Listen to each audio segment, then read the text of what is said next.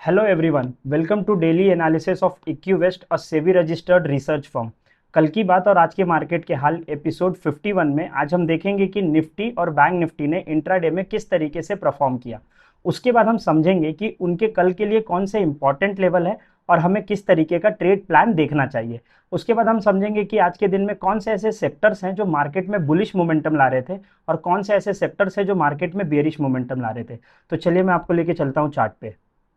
सबसे पहले बात करूं निफ्टी की। आज हमने, जैसा कि मैंने आपने प्री मार्केट में बताया था, कि मॉर्निंग में हमें कोई भी खास मोमेंटम देखने के लिए नहीं मिला। ना ही क्रूड में फ्लक्चुएशन था, ना ही हमें कोई आईटी सेक्टर्स में सपोर्ट देखने के लिए मिल रहा था। फिर जैसे ही मार्केट में हमने क्या देखा, मार्केट ने अपने कल के डे लो, जो कि मैंने आपको कल भी इन्फॉर्म किया था कि एक बेस बना हुआ है, इक्विवेस्ट का डिमांड जोन बना हुआ है। तो उसी डिमांड जोन के पास हमें क्या देखने के लिए मिला कि प्राइस सस्टेन नहीं कर रहा था। पहले हमें डे लो ब्रेक होते दिखा, बट ओपनिंग रेंज के नीचे हमें कंटिन्यूएशन नहीं दिखा। तो उसके बाद हमने क्या देखा कि प्राइस ने एक बाउंस बैक किया, एक डबल बॉटम का फॉर्मेशन हुआ और डबल बॉटम पैटर्न का फॉर्मेशन का ब्रेकआउट हमें लगभग 2:30 बजे के आसपास मिला। याद रखिए, आज क्लोजिंग ऑक्शन सेशन की पहली मंथली एक्सपायरी थी, जहां पर हमें ये अच्छा मोमेंटम देखने के लिए मिला। अब देखना ये होगा कि जो प्राइस है वो अभी हमारे सप्लाई जोन पे खड़ा हुआ है, पर स्ट्रॉन्ग हमें एक मोमेंटम देखने के लिए मिल रहा है। अगर ये मोमेंटम कैरी होता है तो हम आने वाले समय में निफ्टी में काफ़ी अच्छा रिवर्सल देखेंगे और हम ये देखेंगे कि निफ्टी अपने हर एक रेजिस्टेंस को ब्रेक करते हुए, अभी फिलहाल में रेजिस्टेंस कौन सा बना हुआ है, लगभग 24,400 का। यहाँ पे हमने चेक किया था कि ओआई भी सबसे ज़्यादा है। तो लगभग अगर 24,400 का लेवल ब्रेक होता है तो हम क्या देखेंगे कि प्राइस में हमें एक बाय ऑन डिप की अपॉर्चुनिटी देखना पड़ेगा। और डिप से फिर हम पहला टारगेट लेके चलेंगे लगभग 24,400 का, दूसरा टारगेट होगा 470 का, और उसके बाद हम ये देखेंगे कि निफ्टी 24,612 की तरफ जाते दिख सकती है। मान के चलते हैं कि अगर कोई ओवरनाइट हमें कोई बेरिश सेंटिमेंट दिखते हैं, यूएस ईरान के बीच में टेंशन्स और बढ़ते हैं, तो हम ये देखेंगे कि मार्केट इस लेवल पर सस्टेन नहीं कर पाएगा, तो हम यहाँ से सेल ऑन द राइज की अपॉर्चुनिटी प्लान कर सकते हैं। उस केस में हम 24,300 से शॉर्ट के लिए प्लान करेंगे और हमारा पहला टारगेट होगा लगभग 24,225। और जो हमारा सपोर्ट बना हुआ है, जहां से आज हमने निफ्टी को बाउंस करते देखा, वो है 24,120 का लेवल। ये हमारे लिए पोटेंशियल सपोर्ट के जैसे काम कर सकता है। तो ये रहेगा हमारा कल के लिए ट्रेड प्लान निफ्टी में। अब बात करें बैंक निफ्टी की, तो बैंक निफ्टी में हमें क्या देखने के लिए मिला। लगभग आज बैंक निफ्टी की जो क्लोजिंग है वो हमें 11 पॉइंट नीचे।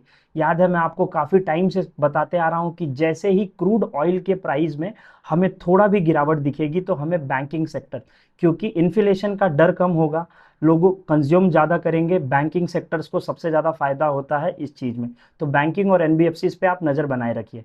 तो बैंक निफ्टी की डिस्कस कर ले कि जो इंपॉर्टेंट लेवल क्या हो सकता है। देखिए, बैंक निफ्टी भी हमें एक डबल बॉटम का फॉर्मेशन करते दिख रहा है। अब अगर हमारे लिए जो पोटेंशियल रेजिस्टेंस बना हुआ है वो है 57,588 का, अगर ये ब्रेक होता है तो सीधे हम अप्रोच करेंगे 57,800 का। अगर किसी दिन भी हमें बैंकिंग में काफी अच्छा मोमेंटम देखने के लिए मिलता है तो हम बाय ऑन डिप की अपॉर्चुनिटी प्लान करेंगे। उस केस में पहला टारगेट होगा साइकोलॉजिकल लेवल 58,000, दूसरा हम टारगेट करके चलेंगे 58,200 का। अगर हम बात करें डाउन साइड के लिए, तो पहला जो लेवल हमारा ब्रेक होगा वो होगा 57,250 का। तो हम शॉर्ट अपॉर्चुनिटी प्लान करेंगे। उस केस में हमारा जो डिमांड जोन है वो है लगभग 57,000 का। तो ये रहेगा बैंक निफ्टी की प्लानिंग। बात कर लेते हैं सेक्टर्स की। देखिए, सुबह में हमने क्या देखा था कि मार्केट में कोई मोमेंटम नहीं था, बट उसके बाद कैपिटल मार्केट के स्टॉक, जो कि एंजल वन लगभग 5% ऊपर था, आईरेडा 4% ऊपर, एलआईसी हाउसिंग फाइनेंस, रिसेंटली में हमने क्या सुना है कि एलआईसी ने एचडीएफसी में 9% स्टेक एक्वायर किए हैं। तो ये चीज हमें मार्केट में मोमेंटम देखने के लिए मिला। HDFC AMC, J Angel One, HDFC AMC, Motilal Oswal, ये सब कैपिटल मार्केट के स्टॉक है और इसमें हमें काफी अच्छा मोमेंटम देखने के लिए मिल रहा है। रही बात फार्मा सेक्टर्स की, तो लॉरस लैब, मैक्स हेल्थ और डिवीज लैब, मतलब हम जो कल देख रहे थे कि फार्मा सेक्टर्स में थोड़ा सा बुलिशनेस देखने के लिए मिला था, तो आज हमने क्या देखा कि फार्मा सेक्टर में काफी अच्छा मोमेंटम था। आज लगभग 80% स्टॉक आज हमें सपोर्ट कर रहे थे।